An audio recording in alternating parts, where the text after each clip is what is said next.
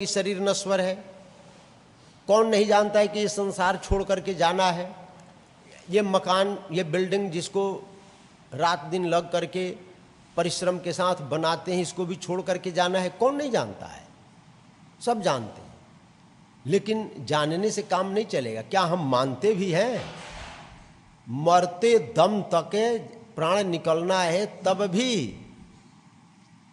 वो पंडित लोग कथा सुनाते हैं ना, सुने होंगे आप लोग। एक सेठ जी थे, तो उनके बाल बच्चे थे, खूब धनी मानी थे। अब मृत्यु बेला उपस्थित हो गई, सन्निपात हो गया, बात पित्त कफ तीनों बढ़ गया, तो बोला न जाए। मरण सैया पर पड़े हुए थे और बालकों से इशारा कर रहे थे। देख तो रहे थे, चेतना थी, लेकिन अब बोला न जाए, इशारा कर रहे थे। तो लड़कों ने सोचा कि कोई माल मटेरियल होगा कहीं। हाँ, तो वैद्य को बुलाए, वकील मुख्तार सबको बुला लिए कि अब कुछ माल टाल होगा, कहीं किसी को लोन वगैरह दिए होंगे कर्जा।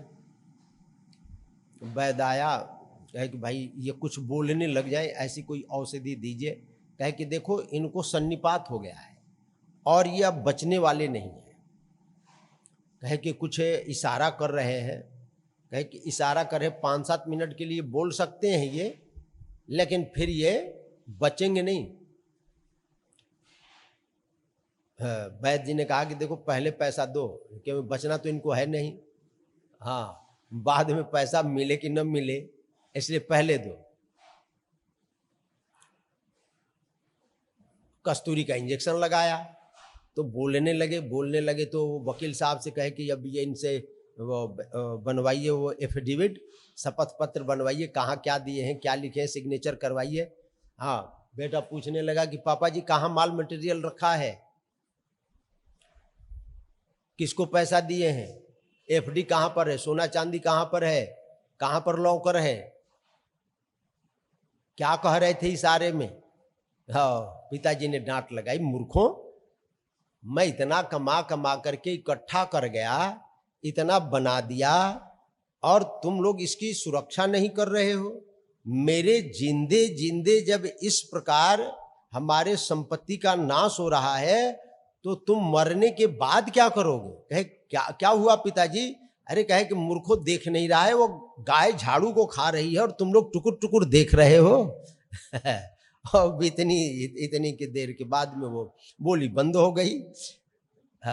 लड़के माथा ठोके कि देखो, ये बुढ़ा मरते समय तक ये बेमतलब में खर्च करवा गया, चवन्नी की झाड़ू, और हजारों रुपया इसको बोलवाने में लग गया। तृष्णा न जीर्णा वय में वजीर्णा। तृष्णा कभी बुढ़ी नहीं होती है। सब लोग बुढ़े हो जाते हैं दुनिया में, सब बुढ़े हो जाते हैं, सब में परिणाम होता है। लेकिन एक ऐसी है तरुणी जो कभी बुढ़ी होती नहीं, हमेशा तरुण बनी रहती है। कौन? ये तृष्णा। ये जीर्ण नहीं होती है। शरीर जीर्ण हो जाए,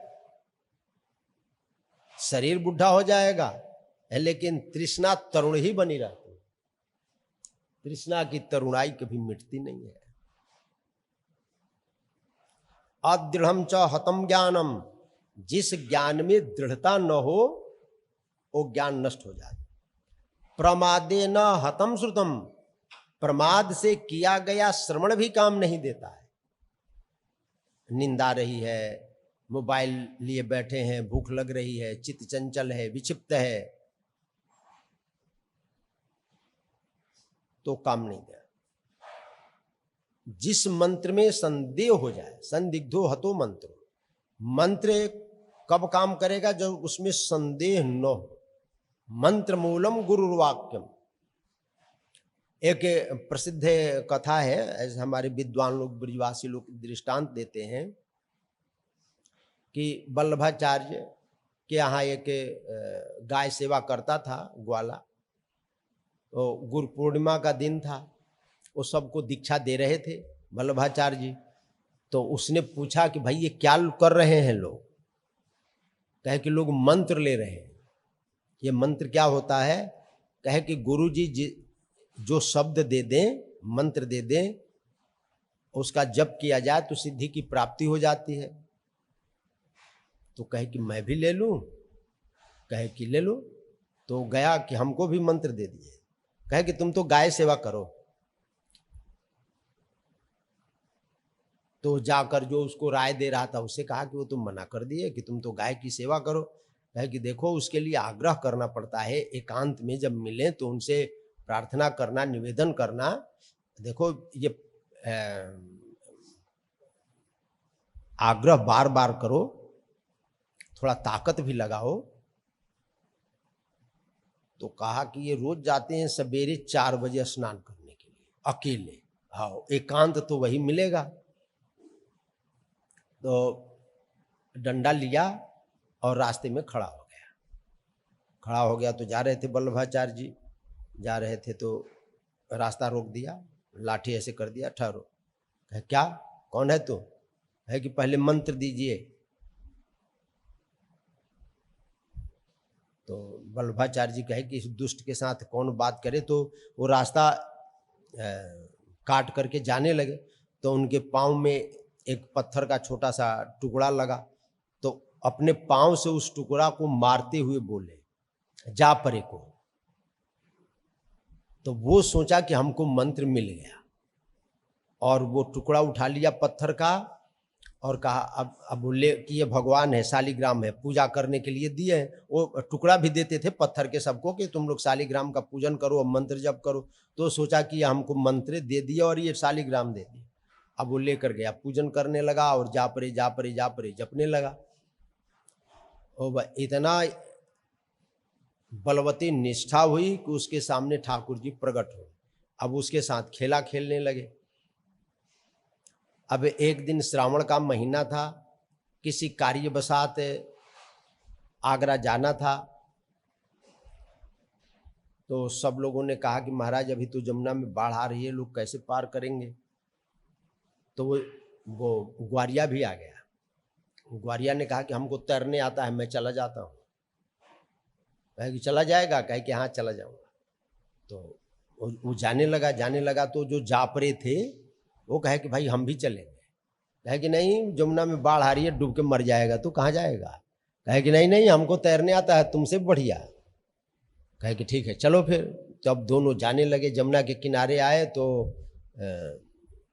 जापरे ने कहा कि एक काम करो, तुम मेरे कंधे पर बैठ जाओ, मैं बहुत बढ़िया तैरता हूँ और उस पार मैं कर दूंगा, तुरंत देर ही नहीं लगेगा। कहा कि ठीक है। बैठ गया कंधे पर। कहा कि आंख बंद करो। आंख बंद किया। आंख खोलो। आंख खोला तो आगरा में जो काम था अकबर के पास में, वो काम किया और फिर उसी पद्धति से लौट करके आ गए। आए तो वल्लभाचार्य जी ने देखा कि ये 10 मिनट में गया और आ गया। पूछा कि भाई कैसे गया? कहे कि महाराज हम और जापरे दोनों गए थे। कहे कौन जापरे? कि आपने जिनको दिया था। कहे कि मैंने तो तुमको कभी दिया नहीं। नहीं नहीं नहीं, याद कीजिए जो आप जा रहे थे जमुना जी नहाने के लिए सवेरे सवेरे, तो आपने जापरे को दिया था और मंत्र दिया था, उन्हीं के साथ में गया। कहे कहाँ पर है, बुला करके ले आओ। हाँ, गया ग्वारिया कि चलो मेरे गुरुजी तुमको बुला रहे। कहे कि तुम्हारे गुरुजी से बहुत डर लगता है, मैं नहीं जाऊंगा उनके पास। और लौट करके आ गया और कहा कि महाराज वो तो आना ही नहीं चाहते जापरे। कह रहे कि तुम्हारे गुरुजी से डर लगता है।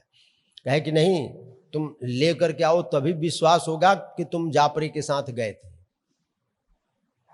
वो जा करके कहा कि सुनो चलो मेरे गुरुजी बुला रहे हैं, और नहीं चलते हो तो ये लठ देख लो। हाँ, अभी लठ 2-4 पड़ेगा और कल ठिकाने आ जाएगी। तो वो जापरे ने सोचा कि अब मुझे दर्शन देना चाहिए, विश्वास तभी होगा, मंत्र मूलम गुरुर्वाक्य मोक्ष मूलम गुरुर्कृपा। तो प्रकट हुए। वल्लभाचार्य जी गदगद हो गए। भगवान ने कहा कि देखिए ये भोला भाला, इसकी निष्ठा, इसका विश्वास, उस जापरे शब्द को ही ये मंत्र मान लिया। मंत्र का मूल तो गुरु का वाक्य है, उसको जपा जाए निष्ठा के साथ। संदिग्धो हतो मंत्र, मंत्र में संदेह नहीं होना चाहिए। मंत्र चाहे वैदिक ही क्यों न हो, उसमें संदेह हो जाए तो फिर फल नहीं मिलेगा। व्यग्रचितो हतो जप, और व्यग्रचित से किया गया जप भी फलदायी नहीं होता है। बैठे हैं भजन करने के लिए और चित्त में व्यग्रता है, व्यग्रता, राधे राधे राधे राधे राधे राधे, चाय बना कि नहीं, राधे राधे राधे राधे राधे, देखो ऑफिस का समय, राधे राधे राधे राधे, देखो अभी भंडारा हुआ कि नहीं, राधे राधे राधे राधे, तो काम नहीं देगा। व्यग्रचितो हतो अवैष्णवो हतो देशो हतम श्राद्धम अपात्रकम हतम अश्रोत्रिय दानम अनाचारम हतम कुलम। देखिए, इन पंक्तियों पर हम लोग विचार नहीं करते। जिस देश में वैष्णव न रहते हो वो देश रहने के लायक नहीं होता है। और श्राद्ध में, जैसे माँ बाप का श्राद्ध का पर्व आता है ना, तिथि आती है श्राद्ध पक्ष में 15 दिन में एक तिथि आती है। हतम अश्रोत्रिय दानम अनाचारम हतम कुलम। तो श्राद्ध में यदि पात्र को श्राद्ध की वस्तु, श्राद्ध का भोज्य न दिया जाए तो वो पितर लोग ग्रहण नहीं करते। अवैष्णवो हतोदेशो हतम पात्र हतम श्राद्धम अपात्रकम। अपात्र को दिया गया श्राद्ध फलदायी नहीं होता है, वो काम नहीं करता। इसलिए दान देते समय, श्राद्ध देते समय बड़े विवेक से काम लेना चाहिए। दातव्यम इति यद्दानम दीयते नूपकारिणे देशे काले च पात्रे च तद्दानम सात्विकम अस्मृतम। देश, काल और पात्र, इन तीनों का विचार करने के बाद ही दान देना चाहिए। यद्यर्थि कामोपनयन दुर्गति, राजा बलि ने, भागवत में आता है अष्टम स्कंध में, कि अपात्र को जो दान दिया जाता है, कुपात्र को जो दान दिया जाता है, तो दान देने वाला कुपात्र के पाप का फल भोगता है। लेकिन हम लोग बिना विचारे किए ही अंधेर चाल, आंख बंद किए और दान देते हैं। लेकिन मैंने दुर्गति ही स्पष्ट कहा है कि अपात्र को दान देने से अपात्र के द्वारा कृत पाप का फल दाता को भोगना पड़ता है। फिर भी लोग ज्ञानतावश, मूर्खतावश दे देते हैं।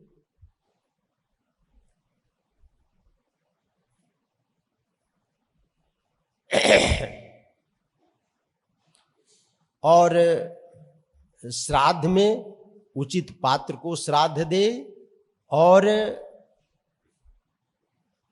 दान भी उचित पात्र को दे।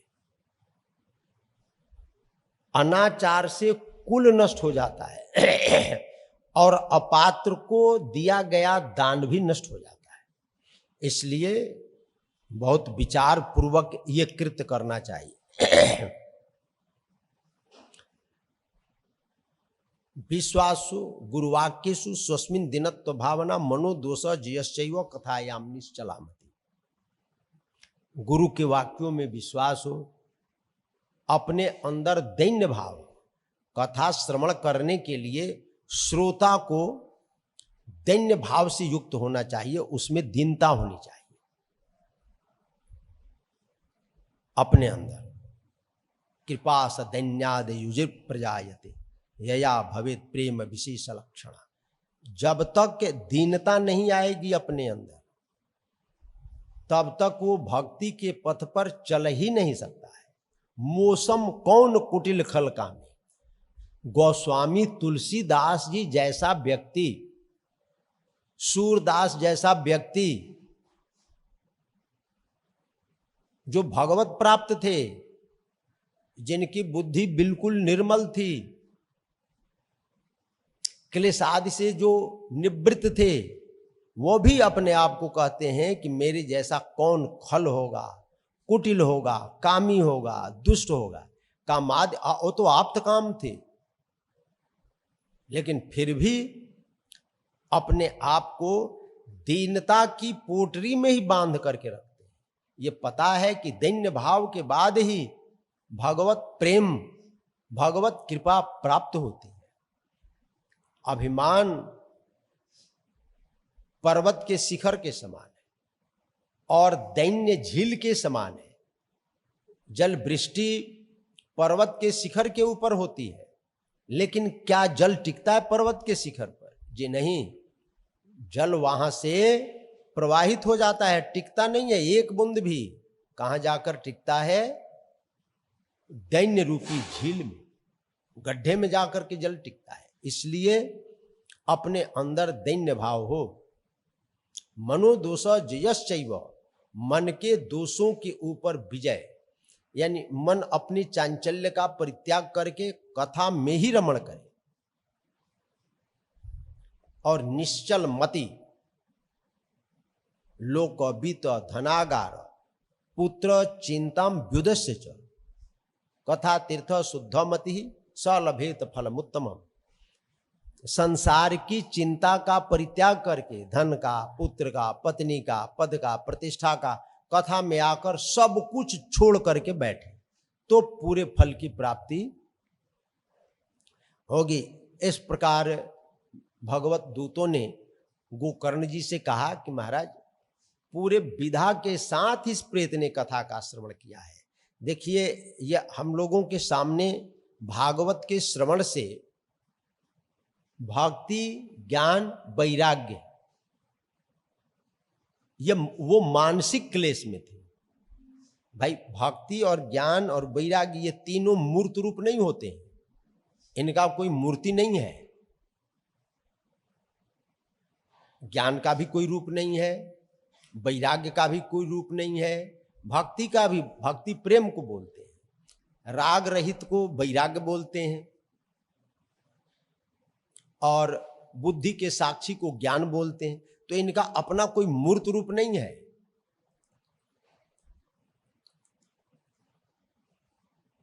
मूर्त रूप नहीं है, तो ये मानसिक है, वैचारिक है। यानी भागवत के श्रवण से वैचारिक दुख की भी निवृत्ति होती है, और भागवत के श्रवण से प्रेत योनि को प्राप्त हुआ जीव भी मुक्ति को प्राप्त करता है। ये भागवत की विशेषता है। भगवत दूतों ने कहा कि महाराज, आप दोबारा कथा कहिए, सब लोग विधा के अनुसार, विधि के अनुसार कथा का श्रवण करें तो सबके लिए विमान आएगा और सब भगवान के धाम को जाएंगे। वो धुंधुकारी को लेकर के चले गए भगवत दूत। अब फिर गोकर्ण जी ने दूसरी बार कथा का आयोजन अपने गांव में किया। तो अब की बार भगवान ने दूत को नहीं भेजा, भगवान स्वयं आए। गोकर्णम तु समालिंगो या करुत स्वसदृशम हरि। भगवान आए, इतने गोकर्ण जी के ऊपर प्रसन्न हुए कि गोकर्ण को अपने हृदय से लगाया, और जैसे हृदय से लगाया, भगवत स्पर्श से गोकर्ण जी तो भगवान ही बन गए। ये भगवान की विशेषता है। जैसे पारस के स्पर्श से कुधातु, पारस स्पर्श कुधातु है, पारस के स्पर्श से लोहा सोना बन जाता है। संत के स्पर्श से, भगवंत के स्पर्श से संत लोग भगवान बना देते हैं, और भगवान भी भगवान बनाते हैं। भगवत प्राप्तो भगवतो रूपम पीतवासा चतुर्भुज। गजेंद्र ने भगवान का स्पर्श किया तो उसकी भी योनि बदल गई, और वो भी भगवान का रूप धारण कर लिया। जिसने भी भगवान का स्पर्श किया भगवान बन गया। तो गोकर्ण जी भी भगवान बन गए। स्वसदृशम हरि, भगवान ने अपने जैसा ही बना लिया, और उनको साथ लेकर के कहे कि अब चलो बैकुंठ। कहे कि महाराज, यहाँ कथा तो बहुत लोगों ने सुना है। कहे कि अच्छा, सबको ले चलो अब की बार। तद ग्राम में ये स्थिता जीवा आश्व चांडाल जात यह। अब उस गांव में जितने थे, तद ग्राम में स्थिता जीवा, जितने जीव थे, कहे कि भाई अब गांव पूरा सुना कर दो। अब सब के सब यहाँ पर चांडाल पर्यंत पशु पक्षी जितने हैं सब भगवान के धाम को चलो। तो सब भगवान के धाम को चले गए। यानी कि भागवत के श्रवण से धुंधुकारी ही नहीं, उस गांव में जितने लोग थे सब भगवान का रूप धारण करके और भगवान के यहां चले गए।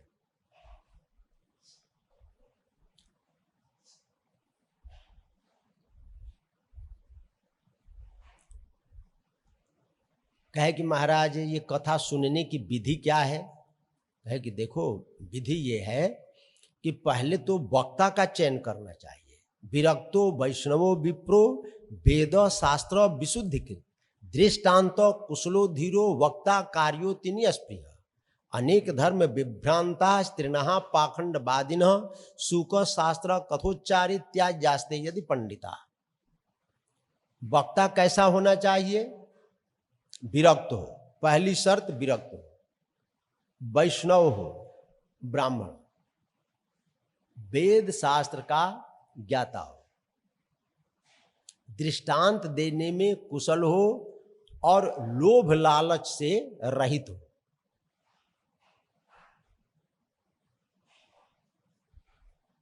जो अनेक धर्मों में विभ्रांत हैं उनके मुख से कथा का श्रवण न करें। अस्त्रीण है उसके मुख से भी कथा का श्रवण न करे। यदि ब्राह्मण भी है तो उसका त्याग कर देना चाहिए।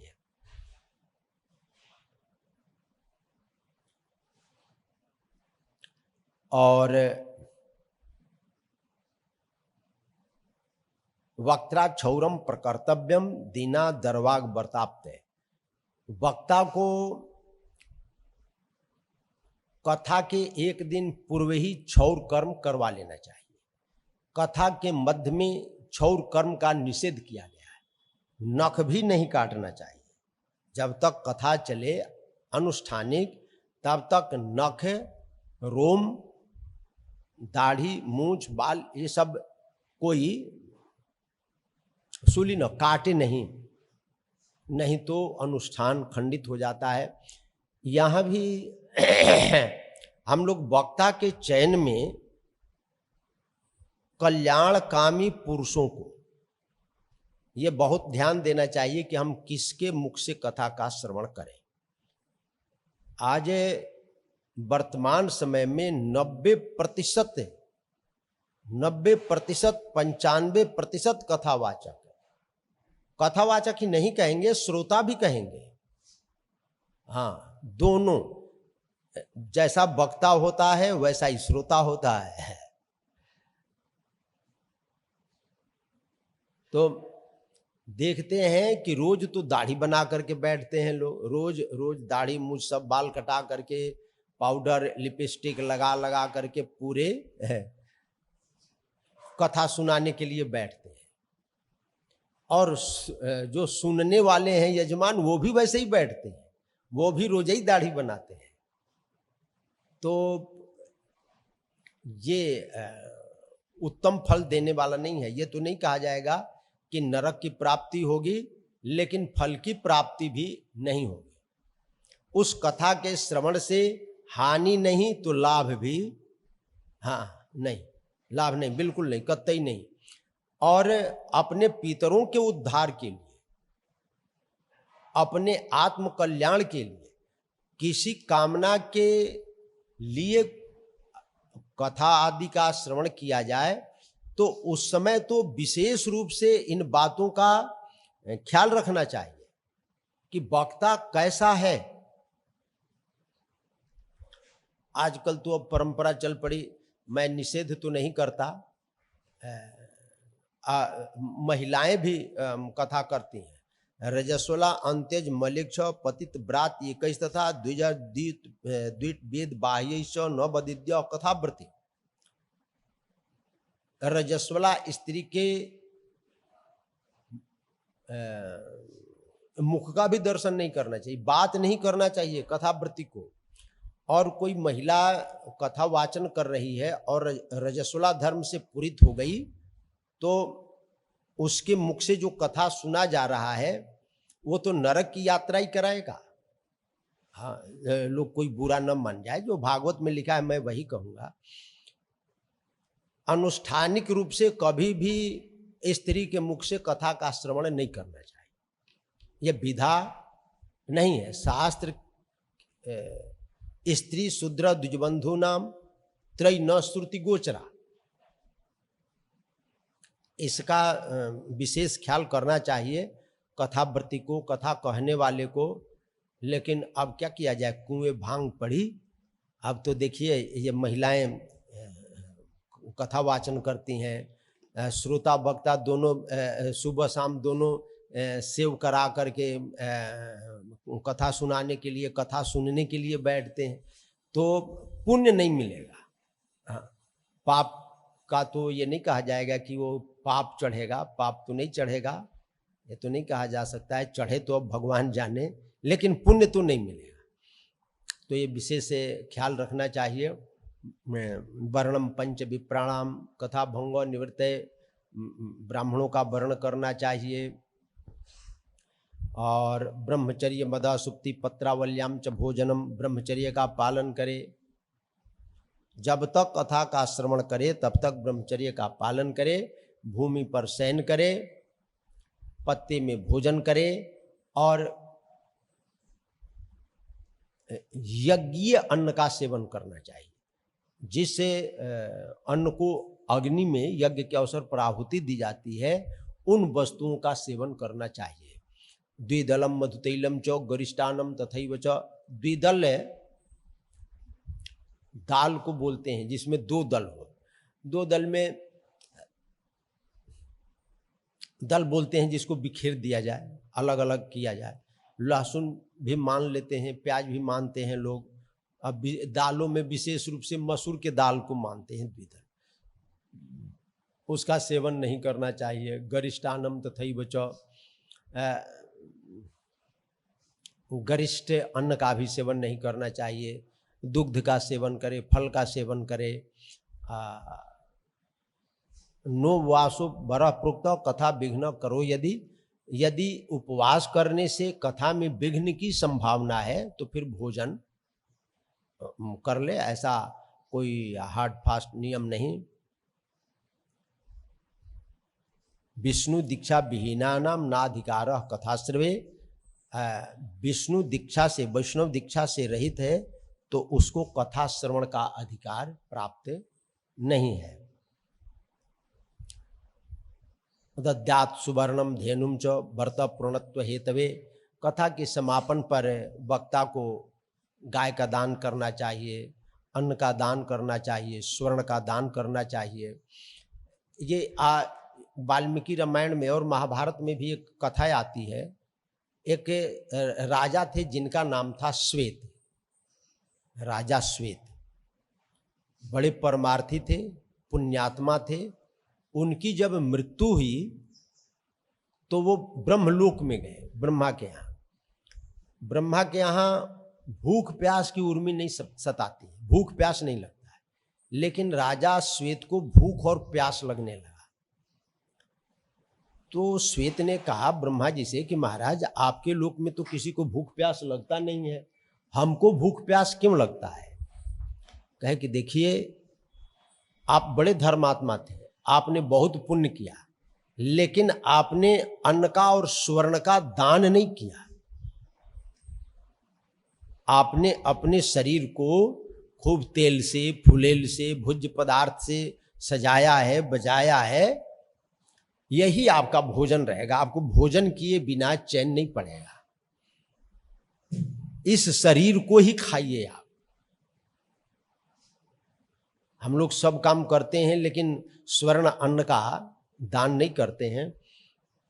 कहे कि इस शरीर को खाइए। कहे महाराज, ये तो घृणित वस्तु है और ये सड़ जाएगा। कहे कि नहीं, ये सड़ेगा नहीं, 100 साल तक ये आपका शरीर सुरक्षित रहेगा। आपको जब अगस्त जी मिलेंगे तो आपका ये जो दिव्य हार है, जिसको विश्वकर्मा ने बनाया है, इतने पुण्यात्मा थे कि उनको विश्वकर्मा ने हार बना कर दिया। ऐसा भी कहते हैं कि विश्वकर्मा ने इंद्र को दिया और इंद्र ने राजा श्वेत को दिया, ऐसा भी लोग कहते हैं। कहे कि ये आप जब अगस्त जी को आप समर्पित करेंगे, दान देंगे, तब आपकी ये विकृति समाप्त होगी, तब आपका जो नीच कर्म है समाप्त होगा। तो वो उनका जो शव था, मुर्दा, एक जगह पड़ा रहता था और रोज ये जाते थे, स्नान करते थे, अपने शरीर को खाते थे, खाकर स्नान करके फिर विमान में बैठ करके ब्रह्मलोक में जाते थे। तो एक बार अगस्त जी घूमते फिरते महिसागर संगम तीर्थ की ये घटना बताते हैं। स्कंद पुराण में भी ये कथा आती है। तो अगस्त जी तीर्थाटन करते हुए वो उस तीर्थ में पहुंचे, तो स्नान आदि से निवृत्त होकर के बैठे थे। उसी समय देखे अगस्त जी कि आकाश से एक विमान आया, उसमें से एक सिद्ध पुरुष निकला और निकल कर स्नान किया सरोवर में और जाकर के भोजन किया। भोजन क्या किया? वो शरीर का खाया और खा करके फिर स्नान करने के लिए गया, फिर विमान में बैठने लगा। तो अगस्त जी ने देखा, अगस्त जी को बड़ा विचार हुआ कि ये तो आया, ये आकाश से दिव्य विमान में दिव्य पुरुष है और ये घृणित ये मुर्दे को खा रहा है। तो पहुंच गए वहां पर और कहा कि आप कोई दिव्य सिद्ध पुरुष है, ये आप इतने निंदित कर्म कर रहे हैं, ये मुर्दे को खा रहे हैं, ये क्या बात है? तो राजा श्वेत थे, उन्होंने कहा कि ये मेरा ही शरीर है, मैं बहुत बड़ा धर्मात्मा था, पुण्यात्मा था और उस पुण्य के बल से मुझे ब्रह्मलोक की प्राप्ति हुई, लेकिन वहां भी मुझे भूख और प्यास सताने लगा। तो ब्रह्मा जी ने कहा कि आपका जो शरीर है आप इसी को खाएं, भूख और प्यास ब्रह्मलोक में नहीं लगता है, लग रहा है तो इस शरीर को ही आप खाएं। कब तक खाएंगे? कहे 100 वर्ष तक। जब आपको अगस्त जी मिलेंगे और विश्वकर्मा के द्वारा निर्मित जो आपका ये दिव्य आहार है, जब आप उनको दान स्वरूप देंगे तब आपकी ये दुर्गति समाप्त होगी। तो अगस्त जी ने कहा कि मैं ही अगस्त हूं।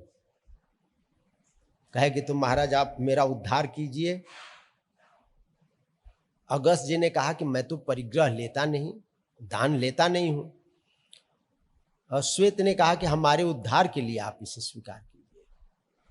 तो कहे कि ठीक है, लाओ दो। तो जैसे ही अगस्त जी ने उस दिव्य आभूषण को लिया, हार को लिया, तो जो शव था वो ओझल हो गया, अंतर्हित हो गया। और श्वेत ने कहा कि आज आपने मेरा उद्धार कर दिया। वो हार भगवान श्री राम को दिया था। ये जब रावण विजय हो गया, लंका के ऊपर भगवान राम ने विजय प्राप्त कर ली, तो वो अगस्त जी के पास में गए। अगस्त जी के मंत्र के द्वारा, उनके धनुष और दिव्य तलवार के द्वारा उस राम रावण युद्ध को भगवान ने विजय प्राप्त किया था। तो उनको धन्यवाद देने के लिए उनके पास में गए। तो राम जी से कहे कि राम जी अब आप मेरे पास में आए हुए हैं, ये एक वस्तु और मेरे पास है, इसको आप स्वीकार कीजिए। आपके अतिरिक्त इस भूतल के ऊपर दूसरा कोई इसका अधिकारी नहीं है, वो हार। अगस्त जी ने कहा कि ये इसको लीजिए। कहे कि महाराज मैं क्षत्रिय हूं, मैं क्या करूंगा? कहे कि आप क्षत्रिय ही नहीं, आप भगवान भी तो हैं, इसे स्वीकार कीजिए। तो ये कथा पूरी की पूरी अगस्त जी ने जो घटित हुई थी राजा श्वेत के जीवन में, वो उसको बतलाया। कहा कि कोई कितना भी दानी हो जाए, व्रत की पूर्णता के लिए, अनुष्ठान की पूर्णता के लिए गाय का दान करना चाहिए, स्वर्ण का दान करना चाहिए, अन्न का दान करना चाहिए। उसके बाद में ही उसको उस अनुष्ठान की पूरी सिद्धि प्राप्त होती है। और उसी समय वहाँ पर सुखदेव जी महाराज आए, सुखदेव जी की पूजा किया। सुखदेव जी ने भागवत के श्लोकों का गान किया और उसके बाद वहाँ का वातावरण स्वर्गे सत्य च कैलासे वैकुंठे नास्ति यम रस हतः पिबंतु सद्भाग्या मामा मुंचत कर हिचित, ये जो दिव्य आस्वादन है कथा का, ये न स्वर्ग में है, न वैकुंठ में है, न कैलाश में है, न ब्रह्मलोक में है। इस भूमि में, इस धरा पर ही ये उपलब्ध है। अन्यत्र इसका रसपान नहीं किया जा सकता है। और फिर वहाँ पर दिव्य संकीर्तन हुआ और सब लोग अपने अपने लोग को गए। इस पावन चरित्र का जो श्रवण करता है उसको धर्म अर्थ काम मोक्ष की प्राप्ति होती है। महात्मा हम लोग समाप्त करते हैं। प्रथम स्कंद में प्रवेश करेंगे। 2 मिनट भगवान नाम संकीर्तन।